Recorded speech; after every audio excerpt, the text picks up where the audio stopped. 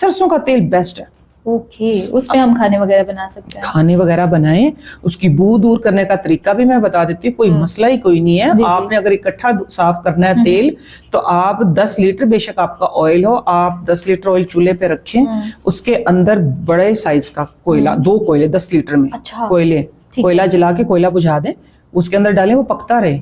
और छोटी जो आटा नहीं होता गुंदा हुआ आटा, उसकी 3 टिक्कियां एक दफा करके डाल दी है लो फ्लेम पे, वो आपकी सूट जैसी हो गई है, रेड सी, उसको निकाल दिया है। थोड़ा सा उसके अंदर आप जो लहसुन होता है, लहसुन को छीलना नहीं है, पूरी वो पोथी आपने लेनी है ना, उसका उसको दरमियान से काट दें। ठीक है, दरमियान से काट दिया आपने, काट के उसको डाल दें। ठीक है। जो बच्चे या जिस तरह मिसाल, मेरे बच्चे भी खुद भी ऐसे ही कभी कभार कर लेते हैं, वो कहते हैं नहीं हमें ना इसके अंदर से एक सरसों की आती है।